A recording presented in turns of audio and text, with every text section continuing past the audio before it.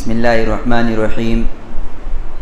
الحمد لله الذي أنزل أشرف الكتب على أشرف الرسل بسفارة أشرف الملائك في أشرف شهور السنة في أشرف لغات العربية في أشرف بقاع العرض فكمل الكتاب من كل الوجوه. وصلى الله وسلم على رسوله ونبيه أفضل الخلائق والأولياء والمتقين خاتم الأنبياء والمرسلين وعلى آله وأصحابه أجمعين. أما بعد فأعوذ بالله من الشيطان الرجيم. بسم الله الرحمن الرحيم. إنا نحن نزلنا الذكر وإنا له لحافظون. وقال النبي الأكرم صلى الله عليه وسلم خيركم من تعلم القرآن وعلمه. وقال النبي صلى الله عليه وسلم من قام رمضان إيمانا واحتسابا غفر له ما تقدم من ذنبه. صدق الله مولانا العلي العظيم وصدق رسوله النبي الكريم ونحن على ذلك لمن الشاهدين والشاكرين والحمد لله رب العالمين.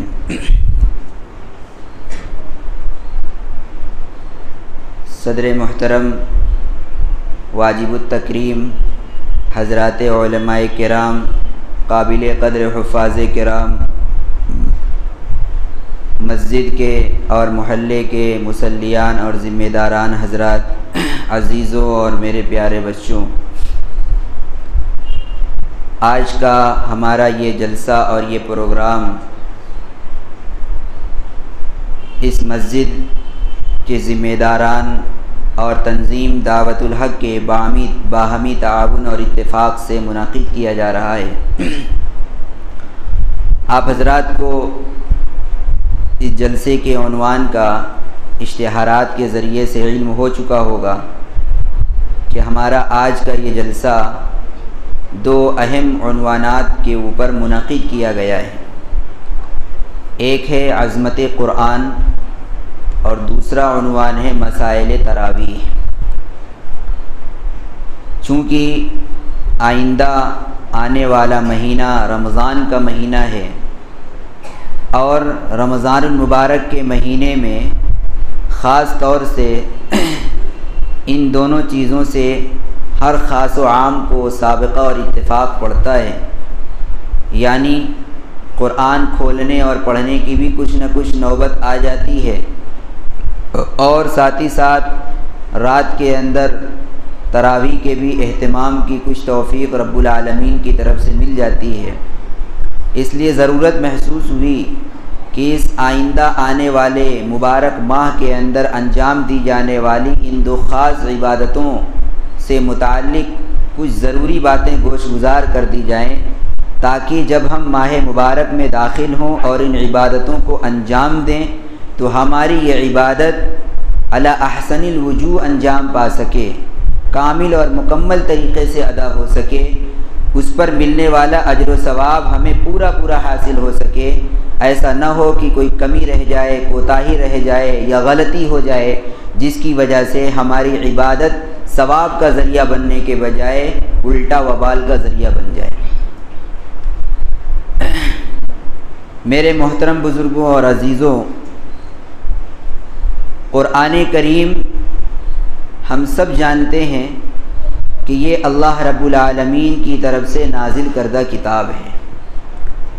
حافظ ابن کثیر رحمۃ اللہ علیہ نے سورہ یوسف کے اندر بڑے شاندار الفاظ میں قرآن کریم کی عظمت کو واضح فرمایا ہے۔ چنانچہ وہ فرماتے ہیں کہ تمام تعریفیں اس اللہ کے لیے ہیں جس نے تمام کتابوں میں سب سے اشرف کتاب، سب سے اعلیٰ کتاب، سب سے احسن کتاب قرآن کریم کو نازل فرمایا علی اشرف الرسل، رسولوں میں سب سے اعلیٰ، سب سے بلند مقام رکھنے والے رسول حضرت محمد صلی اللہ علیہ وسلم کے اوپر، اور یہ قرآن نازل کرنے کے لیے جو واسطہ بنے ہیں، اللہ کی طرف سے قرآن کو لانے والے جو فرشتے ہیں، وہ فرشتے بھی وہ ہیں جو تمام فرشتوں میں سب سے اعلیٰ مقام رکھنے والے ہیں، یعنی حضرت جبریل علیہ الصلاۃ والسلام۔ پھر اس قرآن کا نزول ہوا ہے اشرف سحور السنہ، سال کے مہینوں کے اندر جو سب سے عظیم ترین مہینہ ہے، یعنی رمضان المبارک، اس رمضان کے مہینے کے اندر نازل ہوا، فی اشرف لغات العربیہ۔ اور اس قرآن کے لیے جس لینگویج کو منتخب کیا گیا، جس زبان کا انتخاب کیا گیا قرآن کو نازل کرنے کے لیے کہ یہ قرآن کس زبان میں نازل کی جائے، اللہ تعالیٰ نے اس قرآن کے لیے زبان بھی وہ منتخب فرمائی جو تمام دنیا کی زبانوں میں سب سے اعلیٰ، سب سے فصیح و بلیغ زبان ہے، یعنی عربی زبان۔ پھر عربوں کے اندر بھی سب سے اعلیٰ کوالٹی کی عربی بنو اسماعیل، اور ان کے اندر بنو جرہم کی شمار کی جاتی تھی۔ اس بنو جرہم کی زبان عرب کے اندر اللہ رب العالمین نے اس قرآن کریم کو نازل فرمایا فی اشرف بقاع الارض۔ اور قرآن کو نازل کرنے کے لیے جس سرزمین کا انتخاب کیا گیا، وہ سرزمین بھی دنیا کی تمام زمینوں کی سردار، جس کو ام البلد کہا جاتا ہے۔ قرآن میں اللہ نے قسم کھائی، لا اقسم بہذا البلد وانت حل بہذا البلد، اس شہر مکہ کی، اس بلد حرام کی اللہ رب العالمین نے قسم کھائی ہے، یہ سرزمین عرب، یہ سرزمین مکہ تمام کائنات کی زمین میں سب سے اشرف، سب سے بلند مقام رکھنے والی سرزمین ہے۔ فکمل الکتاب من کل الوجوہ، اس اعلیٰ کتاب کے لیے اعلیٰ جگہ کا انتخاب کیا گیا، اعلیٰ مقام کا انتخاب کیا گیا، اعلیٰ ذات کا انتخاب کیا گیا، اعلیٰ فرشتادے کا انتخاب کیا گیا، اور اعلیٰ زبان کا انتخاب کیا گیا۔ لہذا یہ قرآن کریم ہر اعتبار سے ایک کامل اور ایک مکمل کتاب ہے جو اللہ سبحانہ و تعالیٰ کی طرف سے نازل کی گئی ہے۔ قرآن کی عظمت کے لیے اتنا ہی سمجھ لینا کافی ہے کہ اللہ تعالیٰ نے اس کا انتخاب سب سے اعلیٰ قسم کے فرد بشر کے لیے منتخب فرمایا ہے، اور اپنے سب سے افضل رسول کے اوپر اس قرآن کریم کو نازل فرمایا ہے۔ میرے بھائیوں بزرگوں، ہر چیز کی ایک روح ہوا کرتی ہے، کوئی مانے نہ مانے، لیکن ہر چیز کے اندر ایک روح ہوتی ہے۔ جب تک وہ روح موجود ہے اس وقت تک اس چیز کو بقا حاصل ہے، قرار حاصل ہے، وہ چیز باقی رہے گی۔ روح نکل جائے اس کے بعد چیز کی کوئی حیثیت نہیں رہ جاتی، وہ لاشیں ہو جاتی، اس کو ہم لاش کہتے ہیں اردو کے اندر۔ ہمارے جسم کے اندر اصل چیز روح ہے، جب تک یہ سانس کی آمد و رفت ہے، یہ روح ہے، ہماری ایک کوالٹی ہے، ہمارا ایک مقام ہے۔ 80 سال کا 90 سال کا بوڑھا، گھر کا سب سے بڑا سرپرست، لیکن جب تک اس کے اندر روح موجود ہے، ہر ایک اس کا ادب کرتا ہے، احترام کرتا ہے، کوئی اس کے اوپر کوڑا کرکٹ نہیں پھینکتا، ایک تنکا ڈالنا بھی کوئی گوارا نہیں کرتا۔ کیوں؟ روح اس کے اندر موجود ہے۔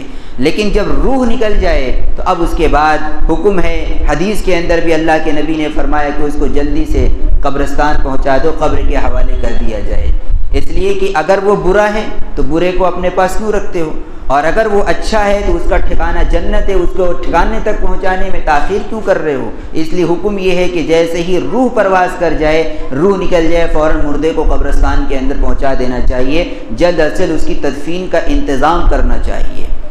اسی طریقے سے آپ ہر چیز کے اندر دیکھیں گے ایک روح اس کے اندر ہے، جب تک وہ روح موجود ہے چیز موجود رہتی ہے، روح نکل جائے چیز بھی فنا ہو جاتی، ختم ہو جاتی ہے۔ اس پورے عالم، آسمان، زمین، چاند، سورج، ستارے، تمام کائنات کی روح وہ قرآن کریم ہے۔ جب تک قرآن موجود ہے دنیا کے اندر، تمام کائنات اپنی جگہ پر قائم ہے، برقرار ہے، ہر چیز اپنے وقت سے کام کر رہی ہے۔ جس دن یہ قرآن اٹھا لیا جائے گا دنیا سے، اس کائنات کی روح ختم ہو جائے گی، کائنات کا سارا نظام درہم برہم ہو جائے گا۔ چنانچہ حدیث پاک کے اندر ہے کہ آخر زمانے میں قیامت کے قریب ایک وقت ایسا آئے گا کہ قرآن اٹھا لیا جائے گا، قرآن کے نقوش اٹھا لیے جائیں گے، اس کے معارف اٹھا لیے جائیں گے، وہ صرف کاغذ رہ جائیں گے، اس کے اندر اللہ کی طرف سے جو کلام ہے، جو کلام اللہ ہے، جو اللہ کا کلام لکھا ہوا ہم پڑھتے ہیں، وہ کلام اٹھا لیا جائے گا۔ اور پھر دوسرے نمبر پر کعبہ کو اٹھا لیا جائے گا، کعبہ شریف کو آسمانوں کے اوپر اٹھا لیا جائے گا۔ یہ دو چیزیں جب اٹھ جائیں گی دنیا سے تو جو کائنات کی روح تھی وہ ختم۔ اب اس کے بعد دنیا کا سارا نظام درہم برہم ہو جائے گا۔ ذالک یوم التغابن، ذالک یوم التناد، اور اذا زلزلت الارض زلزالہا، یہ منظر ہماری نگاہوں کے سامنے ہوگا کہ پھر اس دنیا کو ختم کر دیا جائے گا، نیست و نابود، تباہ و برباد کر دیا جائے گا۔ تو پتہ یہ چلا کہ اس کائنات کی روح قرآن کریم ہے۔ اللہ تعالیٰ نے اس قرآن کو تمام انسانیت کے لیے ایک غذا بنایا ہے۔ انسانیت پوری کی پوری قرآن کریم کی محتاج ہے۔ کوئی بھی انسان قرآن کریم سے مستغنی اور بے نیاز نہیں ہو سکتا ہے۔ جب تک قرآن کی تعلیم اس تک نہ پہنچے اس وقت تک وہ صحیح معنوں میں انسان نہیں بن سکتا ہے۔ قرآن ایک بحر ناپیدا کنار ہے۔ ہم دنیا کے اندر علماء نے مثال دی ہے کہ قرآن ایسا ہے جیسے ایک سمندر، لیکن اس دنیا کے سمندر میں اور قرآن جو سمندر ہے علوم و معارف کا، دونوں کے اندر بڑا امتیازی فرق ہے۔ دنیا کے اندر پائے جانے والا سمندر، اس سے لوگ استفادہ تو کرتے ہیں، فائدہ حاصل کرتے ہیں، اس کے پانی سے فائدہ حاصل کرتے ہیں، اس کے اندر جو مچھلیاں ہیں وہ غذا اور خوراک کا کام دیتی ہیں، کچھ لوگ اس سے اپنا کاروبار کرتے ہیں وغیرہ وغیرہ۔ لیکن یہ کوئی اتنی ضروری چیز نہیں ہے کہ اس کے بغیر انسان کا کام نہ چل سکے۔ دنیا میں کوئی ملک ایسا بھی ہو سکتا ہے جہاں یہ دریا اور سمندر نہ ہو، اور کوئی ملک ایسا بھی ہو سکتا ہے جہاں کے لوگوں کو اس کی ضرورت نہ ہو، لیکن قرآن کریم ایک ایسا سمندر ہے کہ جس کا کوئی اینڈ نہیں ہے، کوئی کنارہ نہیں ہے، اور انسانیت اس قرآن کریم سے مستغنی اور بے نیاز نہیں ہو سکتی ہے، ہر ایک کو اس کی ضرورت ہے۔ اسی لیے آپ دیکھیں گے کہ جن لوگوں تک قرآن کریم نہیں پہنچا ہے، آپ ان کی زندگی کو دیکھیں تو بڑا افسوس ہوگا۔ ان کے حالات کو دیکھ کر، ان کے زندگی گزارنے کے طور طریق کو دیکھ کر آپ یہ محسوس کریں گے کہ یہ شکل و صورت کے اعتبار سے تو انسان ہے، لیکن حقیقت کے اندر یہ حیوان اور درندے ہیں۔ ان کے اندر انسانیت نام کی چیز آپ کو نظر نہیں آئے گی۔ اس کے برخلاف جن لوگوں تک قرآن پہنچا ہے، قرآن کا پیغام پہنچا ہے، قرآن کا نور، قرآن کی روشنی، قرآن کی ہدایات پہنچی ہیں، تو پھر وہ اللہ کو بھی پہچاننے والے بنے ہیں۔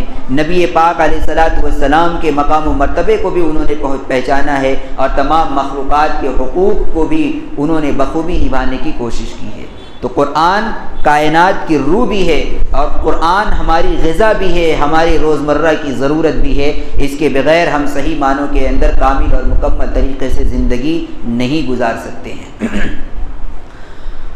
اسی لیے حدیث پاک کے اندر نبی کریم علیہ الصلاۃ والسلام نے ارشاد فرمایا، ان الذی لیس فی جوفہ شیء من القرآن کالبیت الخریب۔ وہ انسان جس نے قرآن کا ایک حرف نہ پڑھا ہو، ایک حرف نہ سیکھا ہو، جس کے سینے کے اندر قرآن کا کوئی لفظ موجود نہ ہو، قرآن کی آیات موجود نہ ہو، تو وہ ایسا ہے جیسے ویران گھر ہوتا ہے۔ ویرانہ ہے وہ، اس کی آبادی اور خرابی کے لیے، اس کی خرابی اور بربادی کے لیے اتنا ہی کافی ہے کہ اس کے پاس، بندے کے پاس قرآن نہ ہو۔ جو بندہ قرآن سے محروم رہ گیا، اللہ کے نبی فرماتے وہ ویران ہے۔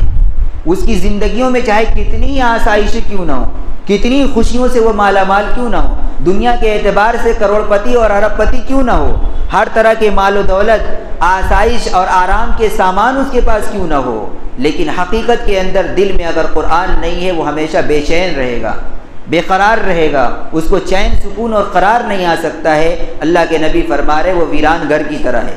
ایک تشبیہ بھی اس کے اندر پائی جا رہی ہے کہ جس طرح کوئی گھر اجڑا ہوا ہو، ویران ہو، کوئی اس میں رہتا نہ ہو، گرد و غبار پٹا ہوا ہو، 10 20 50 سالوں سے ایسے ہی پڑا ہوا ہو، تو پھر وہ گھر دوسرے مخلوقات کی آماجگاہ ہو جاتا ہے، وہاں شیاطین کے اڈے ہو جاتے ہیں، وہاں جنات بھوت پریت آ کر رہنے لگ جایا کرتے ہیں۔ اسی طریقے سے اللہ کے نبی فرماتے ہیں جو بندہ قرآن سے عاری ہو، جس کا سینہ قرآن کریم سے خالی ہو، تو پھر اس سینے کے اندر، اس دل کے اوپر شیطان کا غلبہ اور تسلط ہو جاتا ہے۔ شیطان اس انسان پر اپنا پورا تسلط گاڑ لیتا ہے، پورا قبضہ حاصل کر لیتا ہے، پھر وہ شیطان کا غلام بن جاتا ہے، جیسے چاہتا ہے وہ اپنی منمانی کرانے کی کوشش کرتا ہے۔ پھر بندہ اپنے اس روشنی، قرآن کی روشنی کے اندر اپنے آپ کو قرآن کے بہکاوے سے محفوظ نہیں رکھ پاتا ہے۔ اس لیے بہت ضروری ہے کہ ہم قرآن کریم کی عظمت کو پہچانے کہ قرآن کیا چیز ہے، اور پھر ساتھ ساتھ قرآن کے مقام کو پہچان کر جیسا سلوک ہمیں اس کے ساتھ کرنا چاہیے ویسا سلوک ہم اس کے ساتھ کرنے کی کوشش کریں۔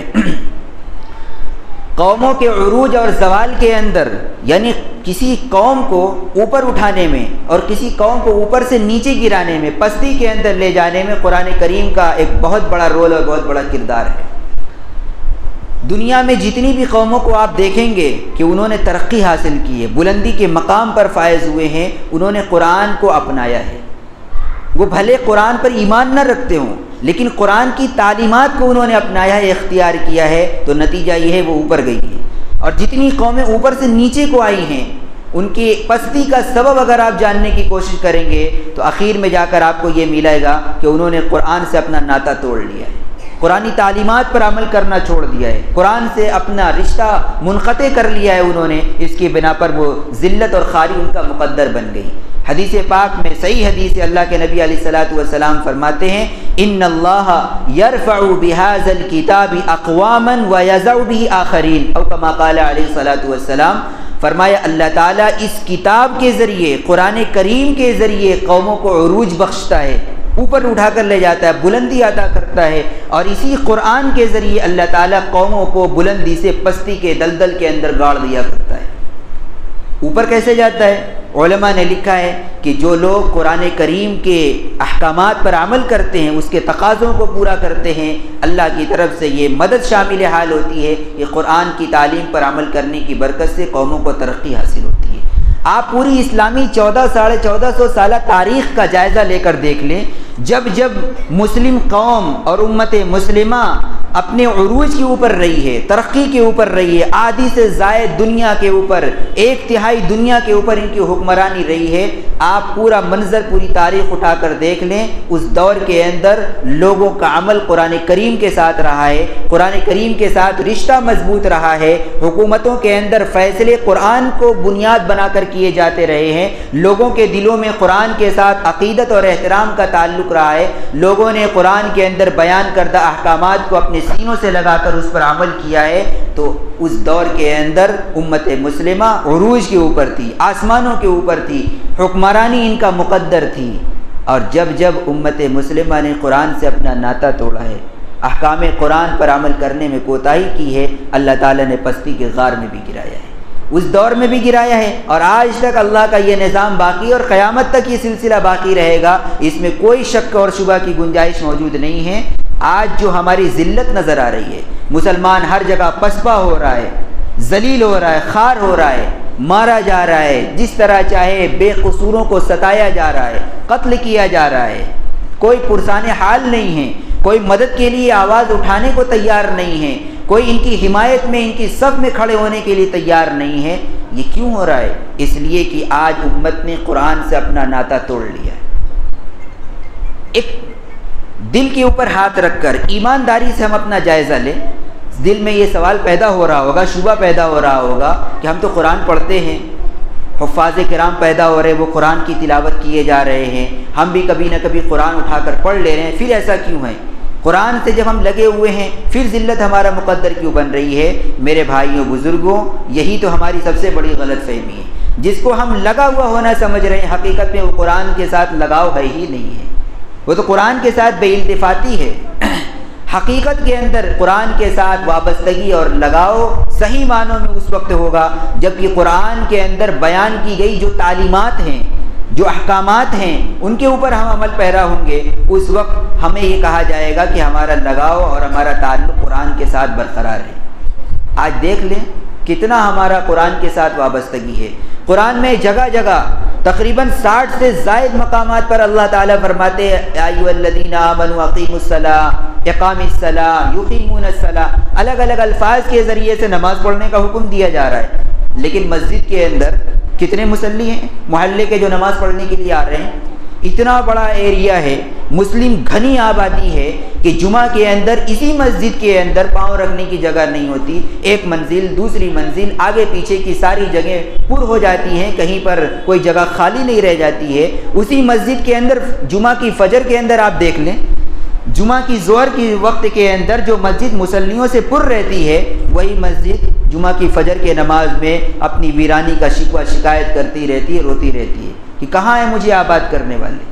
تو کیا ہم قرآن کے احکام پر عمل کر رہے ہیں؟ قرآن تو کہتا ہے نماز قائم کرو، اور ہم نماز کو ختم کر رہے ہیں۔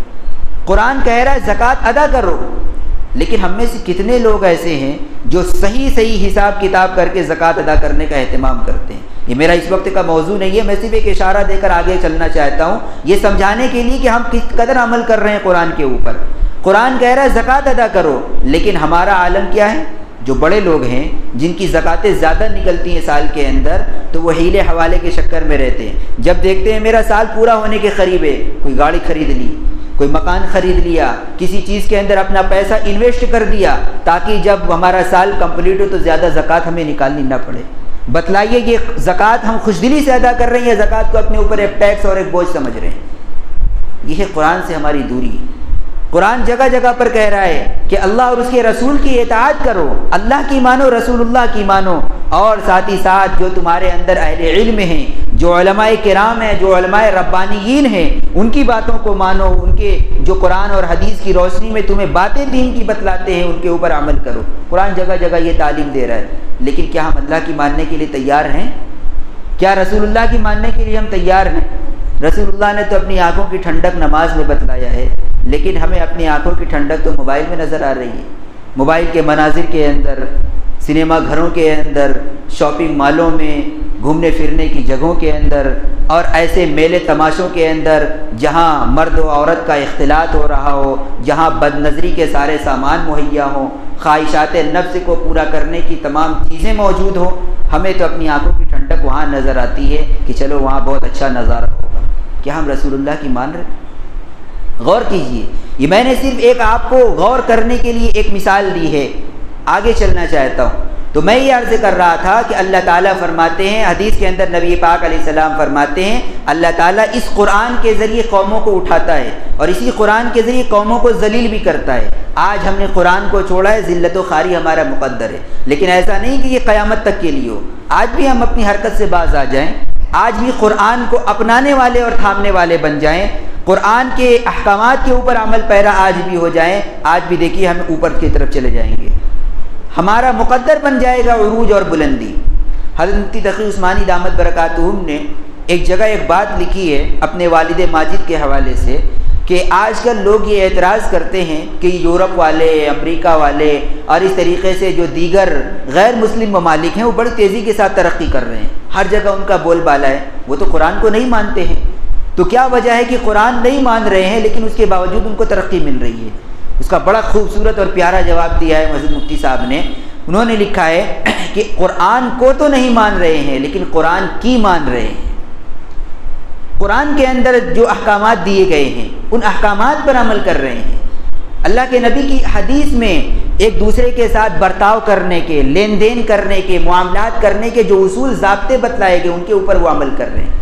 آپ دیکھیے ان کی دکان کے اوپر اگر آپ کبھی خریداری کرنے کے لیے جائیں، کتنے میٹھے لب و لہجے کے اندر وہ آپ سے بات کریں گے، آپ کچھ بھی نہ خریدیں لیکن آپ کا دل خوش کر کے رکھ دیں گے۔ وہ آپ ان سے رعایت کرنے کے لیے کہیں، جہاں تک ہو سکے گا وہ آپ سے رعایت کریں گے۔ آپ نہ خریدیں، ماتھے کے اوپر کوئی شکر نہیں آئے گی، مسکراتے ہوئے کوئی بات نہیں، پھر آئیے گا، دوبارہ ہماری دکان پر تشریف لائیے گا۔ یہ ان کا وہ میٹھا انداز، یہ ان کا اخلاق، یہ ان کا حسن سلوک، یہ ان کے اپنے مذہب کی تعلیم نہیں ہے، یہ ہمارے مذہبی اسلام کی تعلیم تھی جس کو انہوں نے اپنایا ہے، اسلام نے اوپر اٹھا دیا ان کو۔ اور آج مسلمانوں نے اپنی تعلیم کو چھوڑ دیا۔ آج ہمارے دکان کے اوپر کوئی آ کر دیکھ لے، 4 چیزوں کا اگر ریٹ پوچھ کر اس کے بعد وہ بنا خریدے واپس جانے لگے تو 4 کڑوی کسلی تو اس کو ہم سنا ہی دیتے، لینا دینا کچھ نہیں ہے، بس ایسے ہی ریٹ معلوم کرنے کے لیے چلے آتے۔ یہ بد اخلاقی، یہ تعلیمات نبوت سے دوری، اس اللہ اور اس کے رسول کے احکامات کو فراموش کر دینا، آج اسی چیز نے ہمیں نیچے گرا کر رکھ دیا ہے۔ تو آج بھی اگر ہم چاہتے ہیں کہ ہم اوپر جائیں، ہماری تقدیر بلند ہو جائے، تو ضروری ہے کہ قرآن کریم کو اپنا آئیڈیل بنائیں، نمونہ بنائیں اور قرآن کریم کے اوپر عمل کرنے کی کوشش کریں اور اس کی فکر کریں۔ قرآن کے اندر اللہ رب العالمین نے ایک عجیب صفت رکھی ہے کہ بندہ صرف قرآن کو اگر پڑھے بھی تو بھی اس کے نتیجے کے اندر اس کی دل کی دنیا بدلنے لگتی ہے۔ ابھی یہ قاری صاحب قرآن مجید کی تلاوت کر رہے تھے، ہر ایک محظوظ ہو رہا تھا، ایک عجیب سا سکون پورے مجمع کے اوپر سوار تھا، بالکل خاموشی، ہر ایک لطف اندوز ہو رہا تھا، ایسا محسوس ہو رہا ہے جیسے کہ ایک سکینہ نازل ہو رہا ہو، سکون، اطمینان۔ جب بھی کہیں بھی قرآن کریم کی تلاوت ہوتی ہے تو ہر ایک بالکل خاموشی کے ساتھ سنتا ہے، دل کے اندر کوئی پریشر نہیں ہوتا، کوئی گھبراہٹ نہیں ہوتی، انتہائی سکون انسان کو حاصل ہوتا ہے قرآن کو سن کر۔ یہ قرآن کی تاثیر رکھی ہے اللہ تعالیٰ نے قرآن کریم کے اندر۔ قرآن دل کے اندر کے میل کچیل کو صاف کرتا ہے، باہر کرتا ہے، کچڑے کو نکالتا ہے۔ جب ہم گناہ کرتے ہیں تو گناہ کے ذریعے سے دل کے اوپر کچڑے جمع ہونا شروع ہو جاتے ہیں۔ حدیث پاک میں ہے کہ جب بندہ گناہ کرتا ہے تو دل کے اوپر ایک سیاہ نقطہ لگ جاتا ہے، ایک کالا دھبا لگ جاتا ہے۔ اگر توبہ کر لے صاف ہو جاتا ہے، نہ کرے پھر دوسرا کرے گا، دوسرا، تیسرا، چوتھا، اس طریقے سے لگتے لگتے ایک وقت آتا ہے کہ پورا دل سیاہ ہو جاتا ہے، زنگ لگ جاتا ہے دلوں کے اوپر۔ اسی کو حدیث پاک میں، دوسری حدیث میں اللہ کے نبی علیہ الصلوۃ والسلام نے فرمایا، ان هذه القلوب تصدع كما يصدع الحديد اذا اصابه الماء۔ اس دل کو بھی زنگ لگتا ہے، جس طرح لوہے کے اوپر پانی پڑتا ہے تو زنگ لگتا ہے کہ نہیں؟ تو لوہے کے اوپر زنگ لگ جاتا ہے، اسی طریقے سے دل کے اوپر بھی زنگ لگتا ہے۔ اب لوہے کے زنگ کو صاف کرنے کے لیے ہم کیا کرتے ہیں؟ کیمیکل استعمال کرتے ہیں، بالو کاغذ سے اس کو صاف کرتے ہیں تو وہ زنگ اس کا دور ہو جاتا ہے۔ ایسے ہی دلوں کے زنگ کو دور کرنے کے لیے بھی اللہ تعالیٰ نے ایک نسخہ شفا ہمیں عطا فرمایا ہے۔ حدیث میں اللہ کے نبی علیہ السلام نے فرمایا، صحابہ نے پوچھا وما جلاؤہا، اللہ کے نبی دل کا زنگ کیسے صاف ہوگا؟ اس کو تو ہم چھو نہیں سکتے ہیں، اس کو تو ہم کسی کاغذ وغیرہ سے صاف نہیں کر سکتے ہیں۔ آپ نے فرمایا کثرت ذکر الموت و تلاوت القرآن۔ دلوں کی صفائی کے لیے دو چیزیں ہیں، ایک تو موت کو کثرت کے ساتھ یاد کرو، ہر وقت یہ تصور رکھو مجھے دنیا سے جانا ہے۔ زندگی کتنے سالوں کی ہے؟ 50 60 سال 70 سالوں کی یہ زندگی ہے، اور اب تو 60 سال بھی بمشکل لوگ چل رہے ہیں، 60 سے پہلے ہی رخصت ہونا شروع ہو گئے، یہ وہ دور آ چکا ہے۔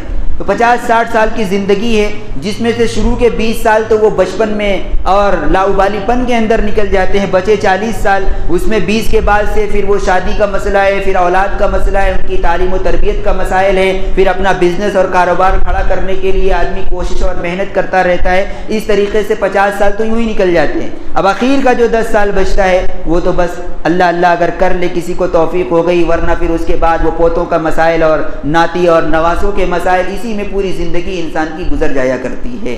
اللہ کے نبی علیہ السلام فرما رہے ہیں کہ اگر دل کی صفائی کرنا چاہتے ہو تو موت کو کثرت سے یاد رکھو کہ مجھے دنیا سے ایک دن جانا ہے۔ جب یہ جانے کی فکر ذہن پر سوار رہے گی تو پھر وہاں کچھ لے کے جانے کی بھی فکر حاصل ہو جائے گی۔ جب یہ یقین ہو جائے گا کہ جانا ہے تو انسان جب سفر میں جاتا ہے تو خالی ہاتھ تو نہیں جاتا ہے، کچھ جیب میں پیسے رکھتا ہے، کچھ کھانے پینے کے لیے کچھ سامان لے کے توشہ لے کے جاتا ہے۔ اسی طریقے سے جو آخرت کے سفر کے اوپر روانہ ہونا ہے، جب یہ موت کو یاد کرو گے تو توشہ خود بخود یاد آئے گا کہ کچھ توشہ بھی تو لے لوں، کچھ عبادت کر لوں، کچھ تسبیح پڑھ لوں، کچھ تلاوت کر لوں، کچھ اچھے اعمال کر لوں۔ دوسری چیز بیان فرمائی، موت کو کثرت سے یاد رکھو، و تلاوت القرآن، اور قرآن کریم کی تلاوت کرو۔ قرآن جتنا پڑھو گے اتنا ہی دلوں کی صفائی ہوتی جائے گی، دل صاف ہوگا، شفافیت پیدا ہوگی، نورانیت پیدا ہوگی، اس لیے کہ قرآن یہ اللہ کا کلام ہے۔ اللہ کا کلام، اس کے اندر یہ عجیب تاثیر اللہ رب العالمین نے رکھی ہے، جتنا زیادہ انسان پڑھے گا اتنا ہی زیادہ لطف حاصل ہوتا چلا جائے گا، اکتاہٹ محسوس نہیں ہوگی۔ آپ کی دنیا کے کسی بھی بہترین سے بہترین شاعر کے کلام کو سنیے، ایک بار سنیں، 2 بار سنیں، 3 بار سنیں، 10 بار کے اندر جا کر آپ اکتا ہی جائیں گے، چاہے کتنا ہی لطف اندوز کلام کیوں نہ ہو۔ لیکن قرآن ایک ایسا عظیم کلام ہے، ایک ایسا پر لطف کلام ہے، آپ جتنا زیادہ پڑھتے جائیں گے اتنا ہی زیادہ آپ کا مزہ دوبالا ہوتا چلا جائے گا۔ آپ دیکھیں رمضان کے اندر جو لوگ قرآن پڑھتے ہیں، ایک مرتبہ ختم کیا تو شروع کے اندر دھیرے دھیرے چلتا ہے، دھیرے دھیرے ایک ختم ہوا، اس کے بعد جب دوسرا ختم شروع کرتے ہیں تو تیزی سے، اور شوق بھی ہوتا ہے، جتنا تیزی روانی پیدا ہوتی ہے اتنا ہی شوق کے ساتھ بندہ پڑھنے لگتا ہے۔ ذرا ایک رکوع پورا، اچھا یہ بھی پورا کر لوں، اچھا ایک پارہ تھوڑا سا وقت باقی ذرا اور پڑھ لوں۔ اس طریقے سے یہ جو شوق پیدا ہو رہا ہے یہ قرآن کریم کی تاثیر ہے. جتنا زیادہ آپ پڑھیں گے اتنا ہی زیادہ قرآن پڑھنے کا لگاؤ اور شوق آپ کے دل کے اندر پیدا ہوتا چلا جائے گا. تو میں یہ عرض کر رہا تھا کہ دل کی صفائی کے لیے بھی قرآن کریم ایک نسخہ کیمیا ہے, ایک نسخہ شفا ہے. جتنا زیادہ ہم پڑھیں گے دل ہمارا اتنا زیادہ صاف شفاف ہوگا, اور جب دل صاف شفاف ہوگا تو پھر اللہ تعالیٰ کی طرف ہمارا دھیان اور فکر اتنی زیادہ ہوگی. جو شیطان کے وساوس ہیں, جو دنیا کے خیالات ہیں, ہر وقت ذہن پر چھائے رہتے ہیں اور جس کی وجہ سے ہماری عبادت کے اندر رکاوٹ بنتے ہیں, وہ رکاوٹیں زائل ہوں گی, ختم ہوں گی اور عبادت کرنا ہمارے لیے سہل اور آسان ہو جائے گا. اس لیے ہمیں چاہیے کہ ہم قرآن کے ساتھ اپنے تعلقات کو مضبوط کریں, اور جو آنے والا مہینہ ہے وہ ویسے بھی تلاوت کا مہینہ ہے, تو کثرت کے ساتھ اس مہینے کے اندر قرآن کریم کی تلاوت کا ہم اہتمام کریں.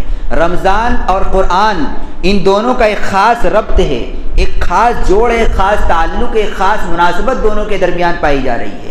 اسی لیے علماء کرام نے رمضان کو قرآن کا مہینہ قرار دیا ہے. امام راضی رحمۃ اللہ علیہ نے لکھا ہے رمضان ہوا شہر تلاوت القرآن, رمضان قرآن کی تلاوت کا مہینہ ہے. صحابہ کرام کا معمول یہ تھا کہ جب رمضان آتا تھا تو وہ اپنے سارے دنیا کے کام دھندوں سے فارغ ہو جاتے تھے اور کہتے تھے یہ تو قرآن کا مہینہ آ گیا ہے, قرآن کی تلاوت کے اندر لگ جاتے تھے, کثرت کے ساتھ قرآن مجید کی تلاوت کیا کرتے تھے.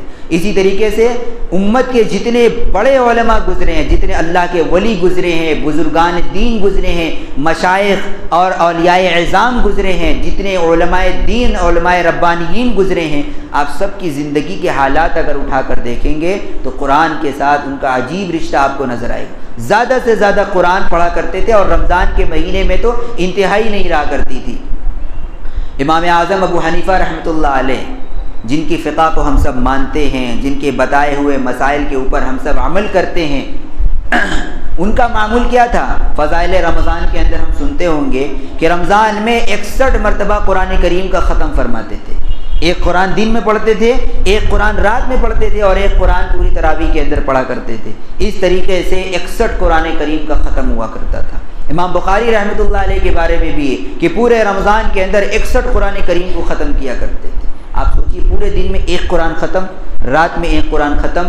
آج تو پورا مہینہ ہمارا گزر جاتا ہے, پھر بھی بمشکل ایک قرآن ختم ہو پاتا ہے. یہ میں عام لوگوں کی بات کر رہا ہوں, اللہ ماشاء اللہ جو باتوفیق لوگ ہیں, آج بھی اللہ کے ایسے بندے جو کثرت کے ساتھ تلاوت کا اہتمام کرتے ہیں, لیکن ایک بڑا طبقہ ایسا ہی ہے جو رمضان کے اندر بھی تلاوت کا اہتمام نہیں کرتا. یہ بڑی بدنصیبی اور بڑی محرومی کی بات ہے.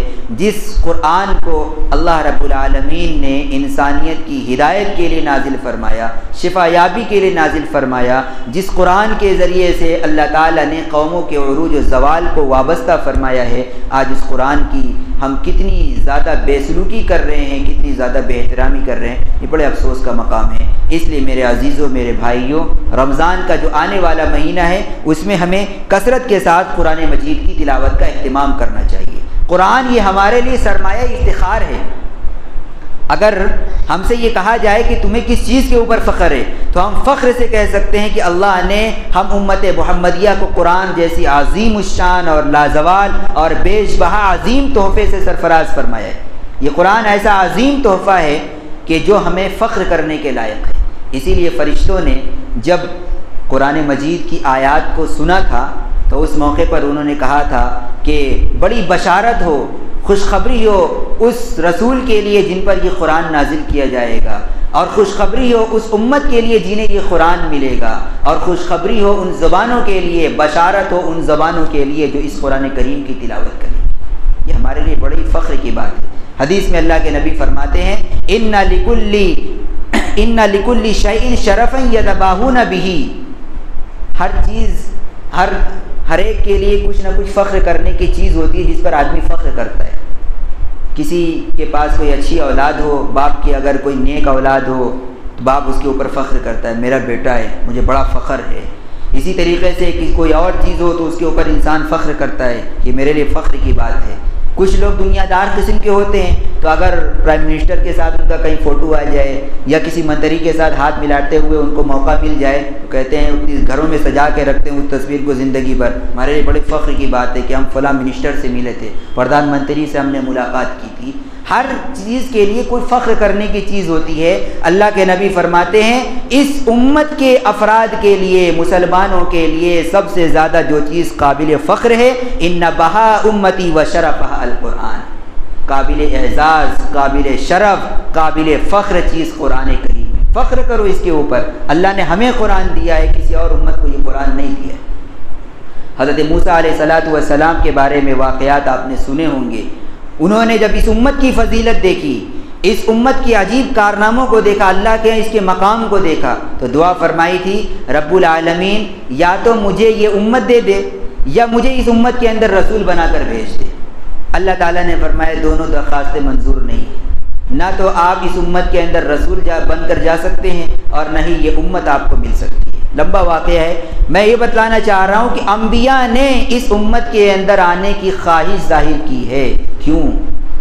کچھ تو کوالٹی اس امت کے اندر ہے۔ وہ فخر کرنے کی چیز کیا ہے؟ وہ اللہ کے انعامات ہیں، وہ اللہ کی وہ بشارتیں ہیں، اللہ کا وہ خاص کرم ہے جو اس امت کے ساتھ اللہ تعالیٰ نے فرمایا ہے۔ اور اللہ کے ان انعامات میں سے سب سے عظیم انعام جو ہے وہ قرآن کریم کی شکل کے اندر ہمیں ملا ہے۔ اس پر ہم جتنا بھی فخر کریں اس کا شکر ہم ادا نہیں کر سکتے، اس کا حق ہم ادا نہیں کر سکتے ہیں۔ اس لیے قرآن کے اوپر ہمیں فخر ہونا چاہیے اور قرآن کے ساتھ ہمارا رشتہ مضبوط ہونا چاہیے۔ قرآن کریم کی تلاوت کا ہمیں اہتمام ہونا چاہیے اور کوشش کرنی چاہیے۔ عام لوگوں کو بھی زیادہ سے زیادہ قرآن کی تلاوت کا اہتمام ہو۔ پھر دوسری بات یہ بھی دیکھیے کہ اگر ہم قرآن کو پڑھیں تو نہ صرف یہ کہ اس سے ہمیں فوائد حاصل ہوں گے، نہ صرف یہ کہ قرآن پڑھنا ہماری اپنی ضرورت ہے، بلکہ ساتھ ساتھ مالک الملک کا کرم یہ ہے کہ اس قرآن پڑھنے پر بھی اللہ ہمیں نوازتے ہیں۔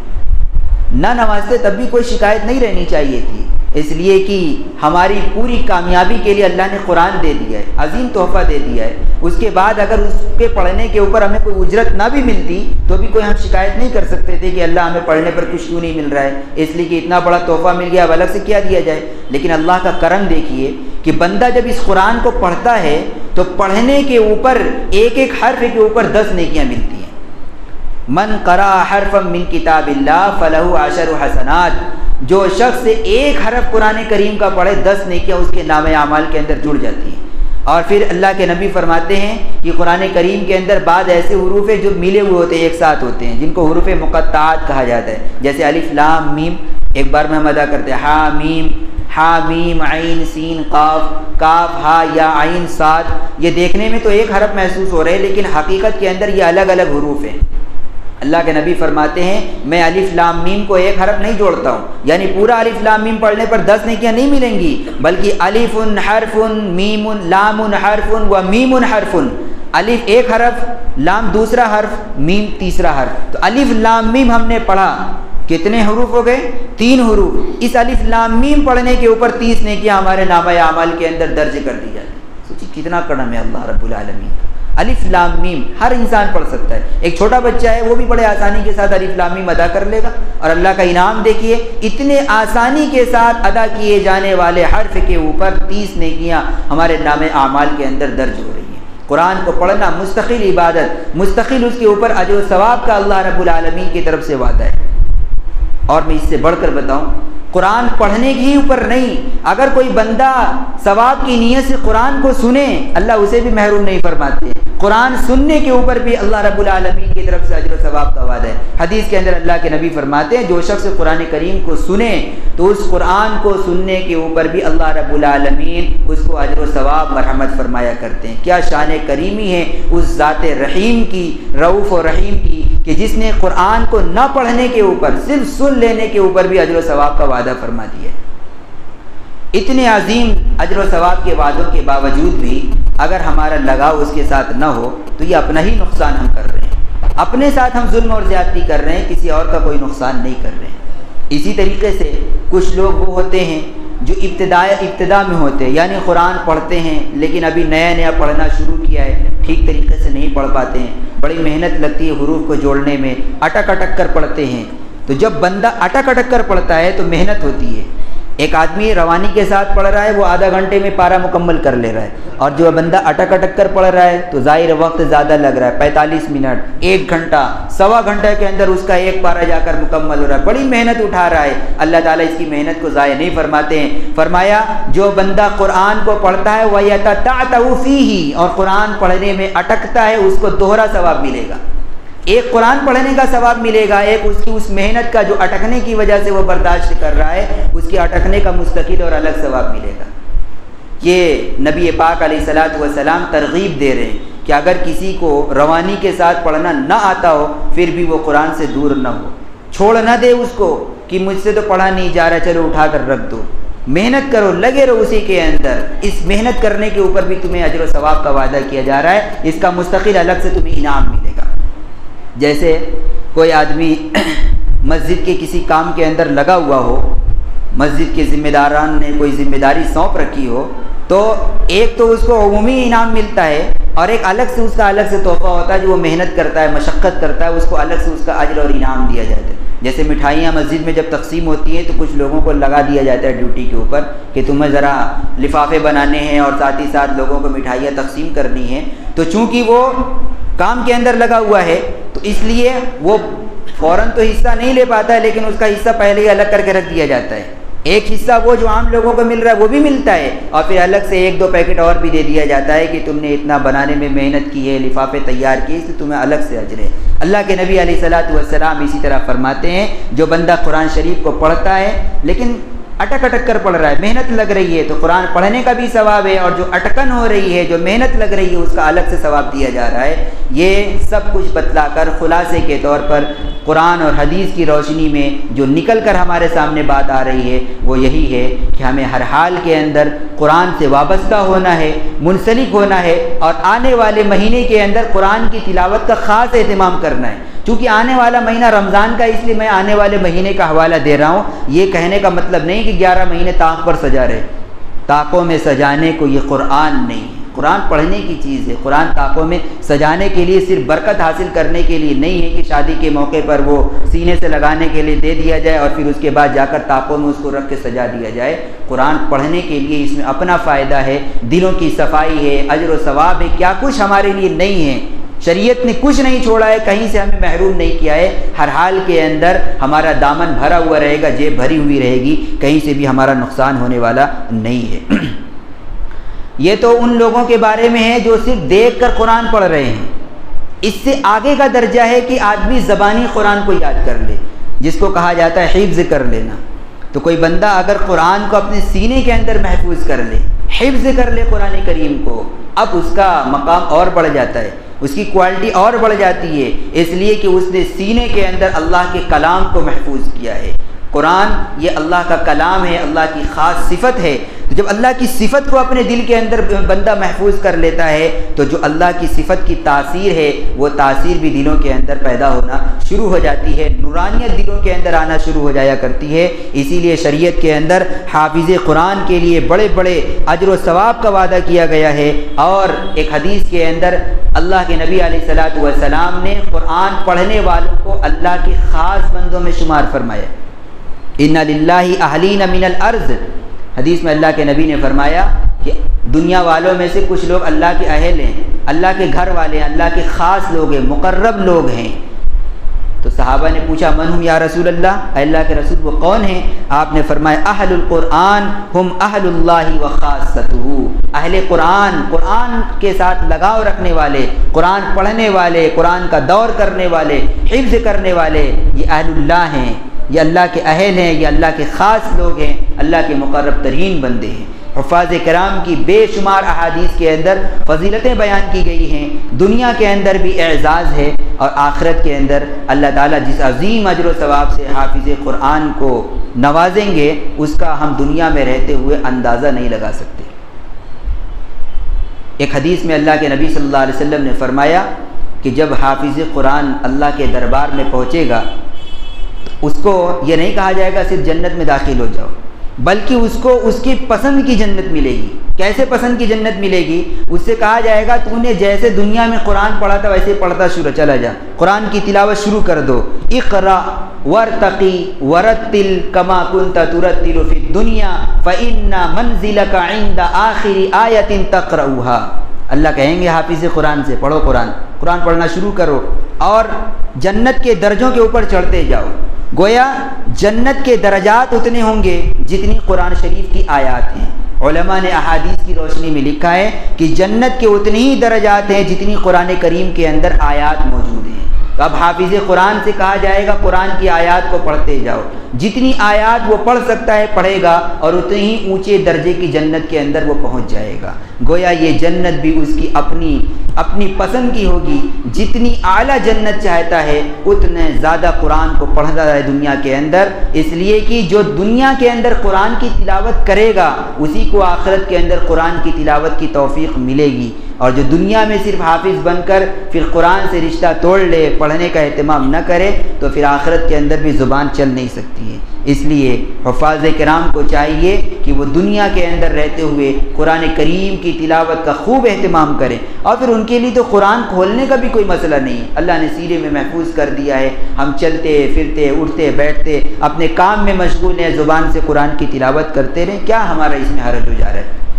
اتنا بلند و بالا مقام ملے گا کہ کہا جائے گا پڑھتے جاؤ اور جنت کے درجوں پر چڑھتے جاؤ، اور ساتھ ہی ساتھ ٹھہر ٹھہر کر پڑھ، جیسا کہ تو دنیا میں ٹھہر ٹھہر کر پڑھتا تھا، تیرا ٹھکانہ وہی ہوگا جہاں تیرے قرآن کی آیات کی تلاوت ختم ہوگی۔ حافظ قرآن کو اپنے خاندان کے، اپنے اعزاء اور اقربا کے 10 جہنمیوں کو جہنم سے نکالنے اور ان کی سفارش کرنے کا حق دیا جائے گا۔ اسے یہ کہا جائے گا کہ تم 10 آدمی کو انتخاب کر لو جن کے لیے جہنم میں جانے کا فیصلہ ہو چکا ہے، جہنم میں جا چکے ہیں یا جانے والے ہیں، اختیار دیا جائے گا، چوز کر لو، میں تمہیں 10 لوگوں کی سفارش قبول کروں گا، تم اپنے ساتھ 10 لوگوں کو جنت کے اندر لے کر جا سکتے۔ سبحان اللہ، کیا مقام اور مرتبہ ہے حافظ قرآن کا۔ اب جو لوگ اپنے بچوں کو حافظ قرآن بنا رہے ہیں تو سوچئے جب حافظ قرآن کو یہ رتبہ ملے گا تو کیا ماں باپ محروم رہیں گے؟ ہرگز نہیں ہو سکتے ہیں۔ اصل جو محنت ہے وہ تو ماں باپ کی ہے، اصل جو ذریعہ بنے وہ تو ماں باپ بنے ہیں نا اولاد کو حافظ بنانے کے، ورنہ اگر ماں باپ کسی کانوینٹ میں ڈال دیتے، کسی اسکول کالج میں ڈال دیتے، یا پڑھاتے ہی نہ حفظ قرآن، کام کاج کے اندر گھر کے لگا دیتے، تو اس کو یہ مقام کیسے ملتا، یہ کوالٹی کیسے اس کو حاصل ہوتی؟ تو اصل ذریعہ ماں باپ ملے ہیں، اس لیے ماں باپ کا رتبہ بھی کچھ کم نہیں ہوگا، ان کو بھی اللہ خوب نوازیں گے۔ چنانچہ ایک حدیث کے اندر اللہ کے نبی صلی اللہ علیہ وسلم نے فرمایا کہ من قرأ القرآن البس والداہ تاجا یوم القیامۃ وعمل بما فیہ البس والداہ تاجا یوم القیامہ ضوء احسن من ضوء الشمس فی بیوت الدنیا لو کانت فیکم فما ظنکم بالذی عمل بہذا۔ جو آدمی قرآن پڑھے، قرآن کا حافظ بن جائے، ماہر بن جائے، اور پھر قرآن کے تقاضوں کے مطابق عمل بھی کرے، تو اللہ رب العالمین آخرت میں اس کے ماں باپ کو ایک ایسا تاج پہنائیں گے سروں کے اوپر۔ حافظ قرآن کے ماں باپ کے سر پر ایک ایسا تاج رکھیں گے کہ جو تاج سورج کی روشنی سے زیادہ روشن اور چمکدار ہوگا، اور سورج بھی وہ نہیں جو اتنے میل کے فاصلے سے ہمیں نظر آ رہا ہے آسمان میں۔ اللہ کے نبی فرماتے ہیں وہ سورج تمہارے کمرے میں آ جائے، گھر کے اندر وہ آ کر طلوع ہو جائے تو بتلائیے کتنی روشنی ہوگی اس کی۔ جب اتنی بلندیوں سے سورج اتنی روشنی پھیلا رہا ہے، اگر اس کو ایک کمرے کے اندر لا دیا جائے تو ہم اپنی نگاہوں سے اس کی روشنی کی تاب نہیں لا سکتے ہیں، ایسی زبردست سورج کی روشنی ہوگی۔ لیکن حافظ قرآن کے ماں باپ کو جو تاج پہنایا جائے گا آخرت کے اندر، اللہ کے نبی فرماتے ہیں وہ تاج سورج کی روشنی سے زیادہ روشن اور چمکدار ہوگا۔ یہ اعزاز و اکرام ہوگا حفاظ قرآن کے والدین کا اور ان کے ماں باپ کا۔ اس لیے ہمیں چاہیے کہ ہم اپنے بچوں کو حفظ قرآن کرانے کا اہتمام کریں، قرآن کریم کا حافظ بنائیں، قاری بنائیں، قرآن کے ساتھ اس کے رشتے اور تعلقات کو مضبوط کرنے کی کوشش اور فکر کریں۔ ایک سوال علماء نے قائم فرمایا ہے کہ ماں باپ کو تو یہ مل گیا، لیکن جو حافظ اس کو کیا ملا؟ اس کو تو کچھ نہیں ملا۔ ماں باپ کو تو تاج مل گیا، اولاد کو کچھ دوپٹہ ہی دیا جاتا، لیکن اس کو تو کچھ بھی نہیں مل رہا ہے، ایسا کیوں ہے؟ اس کی وجہ علماء نے یہ لکھی ہے کہ در حقیقت ماں باپ ہی ذریعہ بنے ہیں، اسی لیے میں نے شروع میں ذکر کیا تھا ذریعہ بننا۔ اصل جو محنت ہے، اصل جو اقدام ہے وہ تو ماں باپ کا ہے، تو جو ذریعہ بنے ہیں نوازا تو انہی کو جائے گا نا۔ اس لیے ان کے اعزاز میں، ان کے اکرام کے اندر یہ تاج ان کو پہنایا جائے گا جو اتنا زیادہ روشن اور چمکدار ہوگا۔ تو جب ماں باپ کو یہ تاج پہنایا جائے گا تو ایسا تو ہے نہیں کہ اللہ رب العالمین حافظ قرآن کو محروم کر دے، اس کو بھی اس سے کہیں زیادہ اعزاز اور اکرام سے نوازا جائے گا۔ اس لیے میرے دوستوں، میرے عزیزوں اور میرے بھائیوں، ہمیں قرآن کے ساتھ اپنے تعلقات کو مضبوط کرنا ہے، قرآن کی تلاوت کا خاص اہتمام کرنا ہے، اور جو حفاظ کرام ہیں، جو اللہ نے جنہیں حفظ قرآن کی دولت مرحمت فرمائی ہے، ان کو بھی چاہیے کہ وہ اپنے آپ کو صرف تراویح پڑھانے کی حد تک محدود نہ رکھیں، صرف رمضان کی حد تک محدود نہ رکھیں، بلکہ پورے سال قرآن کریم کی تلاوت کا اہتمام کریں اور قرآن کی تلاوت روزانہ کچھ نہ کچھ کرتے رہا کریں، تاکہ جو فضیلتیں قرآن اور حدیث کے اندر حفاظ کرام کے لیے بیان کی گئی ہیں وہ ان کو حاصل ہو سکیں۔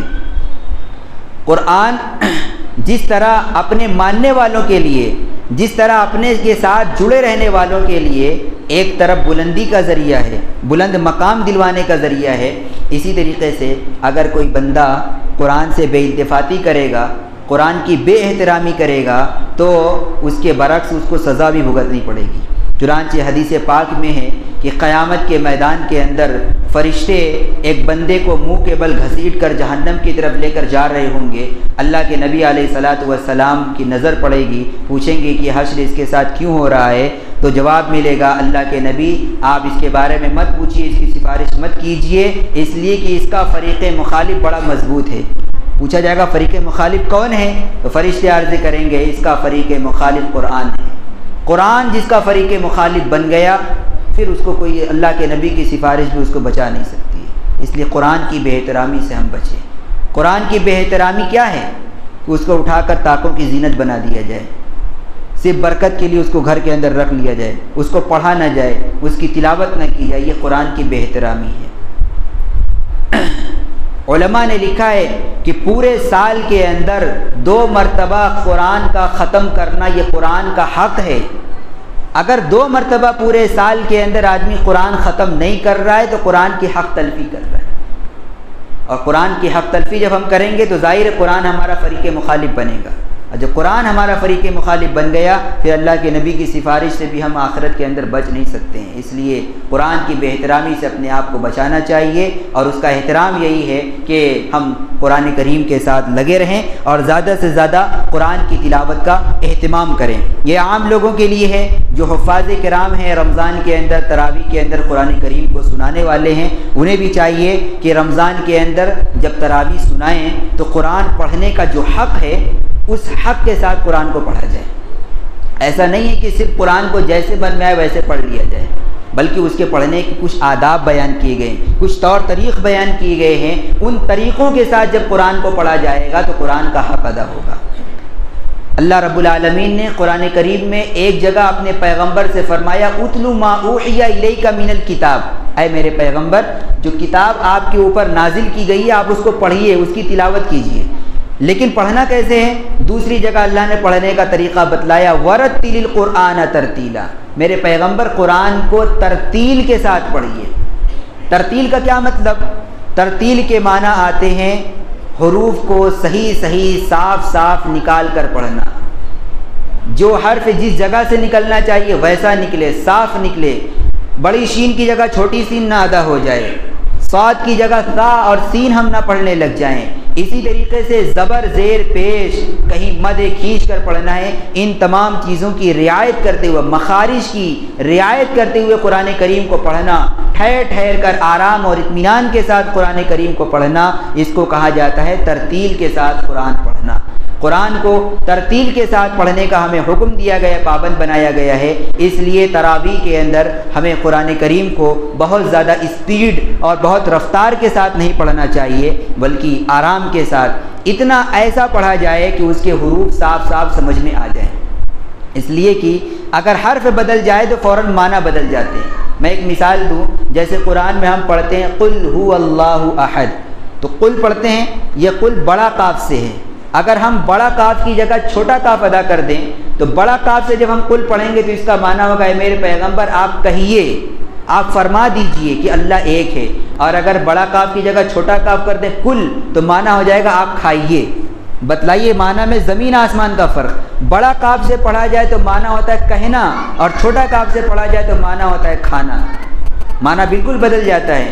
اسی طریقے سے اور بھی بہت ساری مثالیں دی جا سکتی ہیں کہ ذرا سا حرف بدلتا ہے تو فوراً پورا کا پورا معنی بدل جاتا ہے۔ اس لیے علماء نے لکھا ہے کہ قرآن کے پورے حروف کی رعایت کے ساتھ، مخارج کی رعایت کے ساتھ، صاف صاف الفاظ اور لب و لہجے کے اندر قرآن پڑھنے کا اہتمام کرنا چاہیے۔ ذرا سی تاخیر ہو جائے اس کو برداشت کر لینا چاہیے۔ اور میں مصلیان سے بھی درخواست کروں گا، جو نمازی حضرات ہیں ان سے بھی میں گزارش کروں گا کہ برائے مہربانی اس سلسلے کے اندر حافظ قرآن کو اور نماز پڑھانے والے کو اتنا زیادہ پابند نہ بنائیں اور اتنا زیادہ زور دباؤ ان کے اوپر نہ ڈالا جائے کہ جس کی وجہ سے وہ تیز رفتاری کے ساتھ پڑھنے پر مجبور ہو۔ اللہ کا کلام ہے، لطف لے کر ہمیں پڑھنا چاہیے، شوق کے ساتھ پڑھنا چاہیے۔ قرآن جب پورے اپنے مخارج کے ساتھ پڑھا جائے تو پھر سننے کے اندر لطف آتا ہے، مزہ اس کا دوبالا ہو جاتا ہے۔ قرآن کو جتنے بہترین لب و لہجے میں پڑھا جائے گا دل اتنا زیادہ مائل ہوگا، سننے کا اشتیاق دل کے اندر پیدا ہوگا۔ اور یہ میں نہیں کہہ رہا ہوں، خود حدیث کے اندر اللہ کے نبی علیہ الصلوۃ والسلام نے فرمایا ہے، برا ابن عازب رضی اللہ تعالیٰ عنہ سے روایت ہے، فرماتے ہیں میں نے رسول اللہ صلی اللہ علیہ وسلم کو فرماتے ہوئے سنا، حسنوا القرآن باصواتکم فإن الصوت الحسن یزید القرآن حسنا۔ فرمایا قرآن کو اپنی آواز کے ذریعے زینت بخشو، حسین ترین بناؤ قرآن کو اپنی آواز کے ذریعے سے۔ قرآن کے اگر اچھی آواز کے ساتھ پڑھا جائے تو یزید القرآن حسنا، اچھے لب و لہجے میں بہترین طرز کے ساتھ قرآن پڑھنے سے قرآن کا حسن دوبالا ہو جاتا ہے، اس کی چاشنی کے اندر، اس کی لذت کے اندر اضافہ ہو جایا کرتا ہے۔ اس لیے اچھی آواز میں لب و لہجے کے ساتھ قرآن پڑھنے کا اہتمام کرنا چاہیے۔ دوسری روایت ہے، اللہ کے نبی علیہ السلام سے پوچھا گیا، ای الناس احسن صوتا للقرآن، اے اللہ کے پیغمبر اچھی آواز قرآن پڑھنے کے لیے سب سے اچھی آواز کون سی ہے؟ ای الناس احسن صوتا، کون سا آدمی ایسا ہے کہ جو قرآن سب سے اچھا پڑھتا ہو، وہ احسن قراءۃ، اور قراءت کے اعتبار سے سب سے حسین ہو؟ اللہ کے نبی علیہ السلام نے فرمایا، من اذا سمعتہ یقرأ اریت انہ یخشی اللہ، جب تم اسے قرآن پڑھتے ہوئے سنو تو تمہیں یہ محسوس ہو کہ اس کا دل خشیت الہی سے لبریز ہے، اس کے دل کے اوپر اللہ کا خوف اور خشیت غالب ہے۔ یعنی قرآن پڑھتے ہوئے ایک درد محسوس ہو، اس کی آواز کے اندر ایک سوز ہو، ایک درد ہو اس کی آواز کے اندر، تو ایسی آواز قرآن پڑھنے کے لیے سب سے بہترین اور سب سے اچھی آواز ہے۔ اس لیے حفاظ کرام کو اپنی آواز کے اندر ذرا سوز و گداز پیدا کرنا چاہیے، درد پیدا کرنا چاہیے۔ جتنا اچھا ہم بنا کر پڑھ سکتے ہیں اتنا اچھا پڑھنے کی کوشش کرنی چاہیے۔ عربوں کے لب و لہجے میں قرآن کو پڑھنے کی کوشش ہونی چاہیے۔ ایک حدیث میں اللہ کے نبی نے فرمایا، قرآن کو عربوں کے لب و لہجے کے اندر اور ان کی آواز میں پڑھو۔ گانے بجانے کی آواز میں قرآن کو نہیں پڑھنا ہے کہ جیسے گویے لوگ گاتے ہیں اس طریقے سے گانے لگ جائیں، بلکہ قرآن کو ایسے پڑھنا ہے جیسے اہل عرب پڑھتے ہیں۔ آپ مکہ مکرمہ کے اماموں کی آواز کو سن لیجئے، مدینہ کے جو امام ہیں، جو مسجد کے نماز پڑھانے والے جو قراء حضرات ہیں، ان کی قراتوں کو سنیے، پڑھتے ہیں تو دل مچل جاتا ہے، انسان ایک صورت نہیں دو صورتیں سننے ہی کو جی چلا جاتا ہے۔ اس طریقے سے قرآن کو بہترین لب و لہجے اور بہترین ترنم کے ساتھ پڑھنے کی کوشش کرنا چاہیے۔ اس سے حسن بھی دوبالا ہوگا اور پیچھے پڑھنے والے سامعین کو، مصلیان کو اکتاہٹ بھی نہیں ہوگی۔ تو میں یہ گزارش کروں گا کہ حفاظ کرام ذرا ٹھہر ٹھہر کر آرام کے ساتھ حروف کی پوری رعایت کرتے ہوئے قرآن کریم کو پڑھنے کا اہتمام کریں۔ اس میں زیادہ وقت اگر صرف ہو جائے تو مصلیان کو برداشت کرنا چاہیے۔ یہ ٹائم دیکھ کر ہمیں ٹائم ٹیبل نہیں فکس کرنا چاہیے کہ بس آپ کو 10 بجے تک 4 پارے مکمل کرنے، کسی دن 10:15 بھی ہو سکتا ہے، کسی دن 10:30 بھی ہو سکتا ہے، برداشت کر لینا چاہیے۔ وہ ہمارے لیے اپنا سارا سب کچھ قربان کر رہے ہیں۔ آپ حفاظ کرام کی محنت کو دیکھیں تو دنگ رہ جائیں گے۔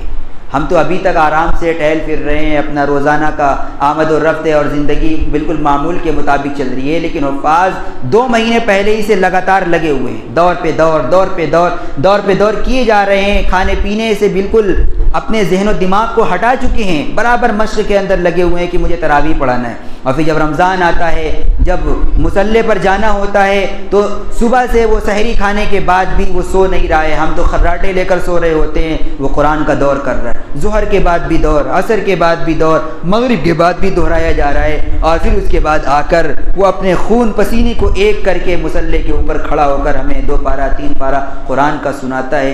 ہماری خاطر وہ اتنی قربانی پیش کر رہا ہے کہ ہم اس کی خاطر ذرا 10-20 منٹ کی قربانی برداشت نہیں کر سکتے، اس لیے بہت ہی بشاشت کے ساتھ برداشت کرنا چاہیے۔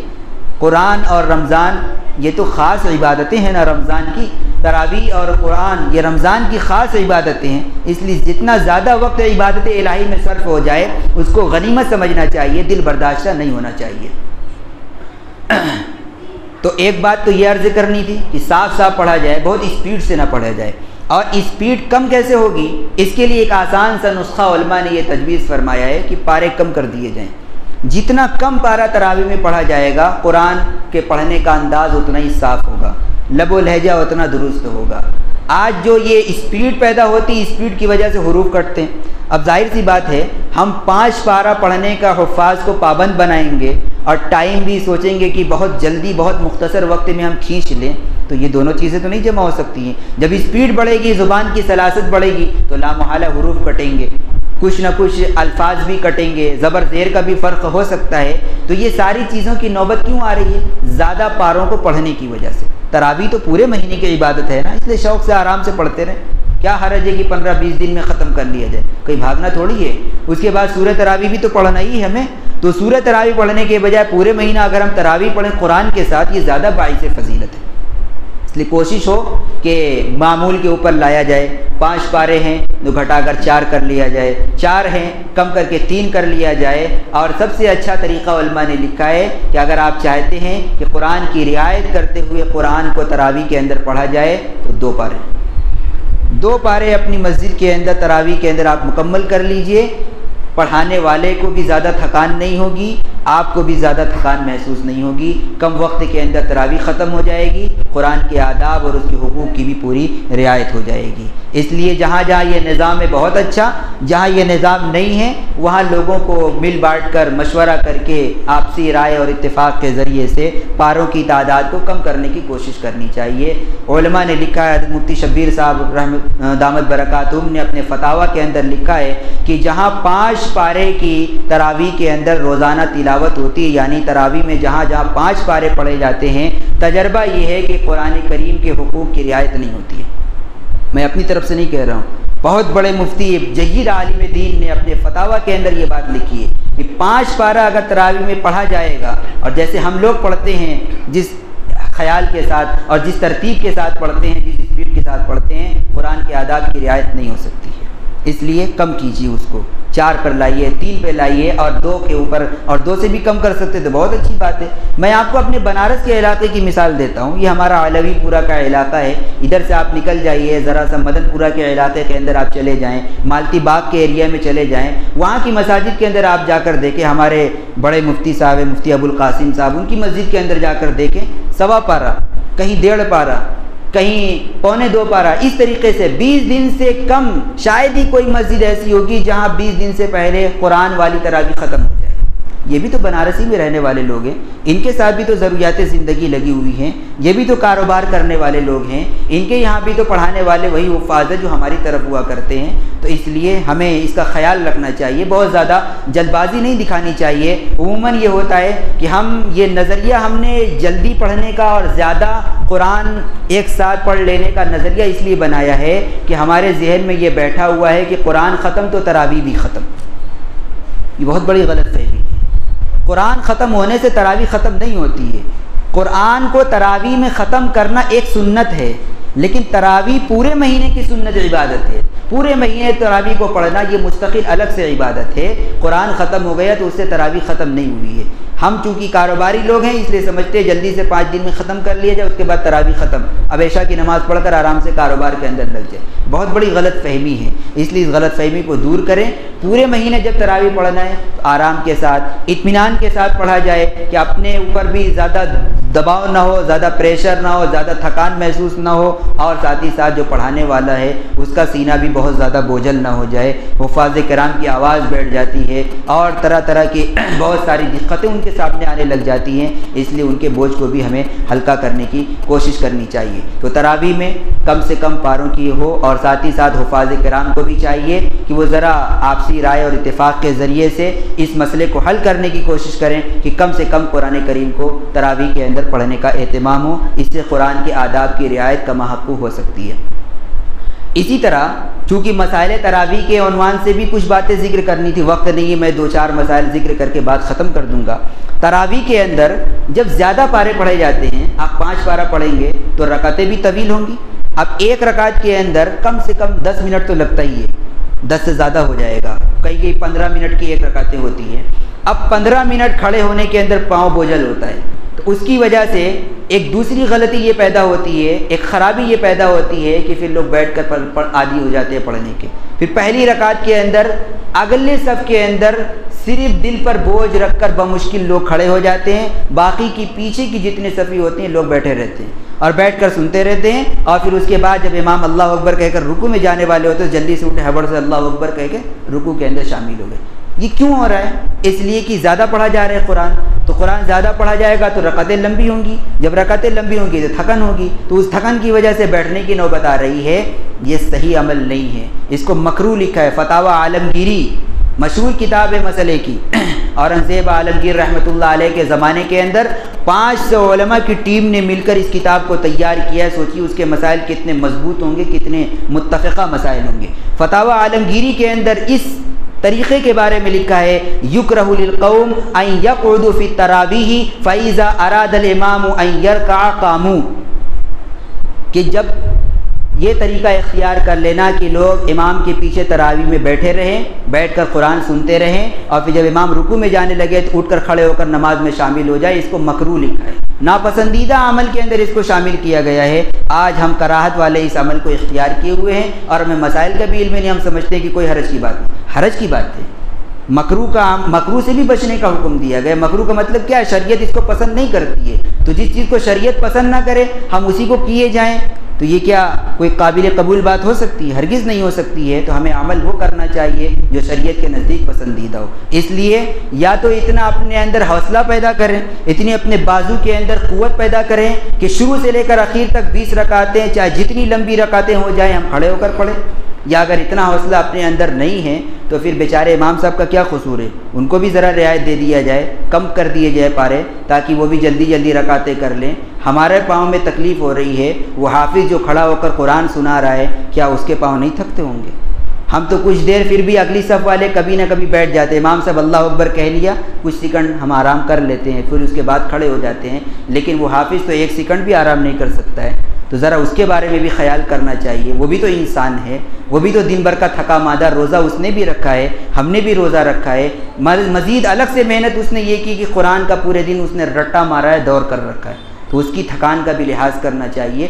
تو یہ جو خرابیاں پیدا ہو رہی ہیں بیٹھنے کی، اس خرابی سے بھی بچنے کا راستہ یہی ہے کہ قرآن کے پاروں کو کم کیا جائے، ہلکی کی جائے قرآن کے اندر، قرآن پڑھنے کو تراویح کے اندر۔ اسی طریقے سے چونکہ حفاظ قرآن کا مقام اور مرتبہ بہت بلند ہے، ابھی میں نے اتنی لمبی فضائل قرآن اور اہل قرآن کے تعلق سے آپ کے سامنے ذکر کیے ہیں کہ قرآن کیا چیز ہے اور قرآن والوں کا کیا مقام اور مرتبہ اللہ کی نظر کے اندر ہے۔ اس لیے جن لوگوں کو اللہ نے قرآن کی دولت سے نوازا ہے، سرفراز فرمایا ہے، حافظ قرآن بنایا ہے، ان کو چاہیے کہ وہ اپنے اس مقام اور مرتبے کی لاج رکھیں، قدر کریں، اپنے آپ کو مشرع بنائیں، شریعت کے مطابق اپنی وضع قطع رکھیں، لباس شریعت کے مطابق ہو، صرف رمضانی حافظ اپنے آپ کو نہ بنائیں کہ جب رمضان آنے لگا تو قرآن اٹھا کر دیکھ لیا، رمضان گیا تو قرآن اٹھا کر رکھ دیا، رمضان آنے لگا تو مصلی پر کھڑے ہونے کے لیے ذرا سی کچھ کھوٹیاں ہم نے داڑھی کی اگا لی، اور جیسے ہی رمضان گزرا پھر تراشنا اور کاٹنا شروع کر دیا۔ اپنی حرمتی خود اپنے ذریعے سے ہم کر رہے ہیں۔ اللہ کے نبی علیہ الصلاۃ والسلام کی سنت ہے داڑھی، ایک مشت داڑھی رکھنا، ایک مٹھی داڑھی رکھنا، یہ اللہ کے نبی کی سنت ہے۔ آپ نے اپنے چہرے کو داڑھی کے ذریعے سے سجایا ہے، اور آپ بتلائیے پوری کائنات کے اندر اللہ کے نبی سے زیادہ حسین و جمیل کوئی ہو سکتا ہے کوئی جو کہہ سکے کہ میرے نبی سے زیادہ کوئی حسین و جمیل تھا؟ آپ کے چہرے پر داڑھی موجود تھی، پھر بھی آپ کائنات کے سب سے حسین و جمیل، آج ہمیں داڑھی رکھتے ہوئے اپنے حسن و جمال میں کمی کیسے نظر آ رہی ہے؟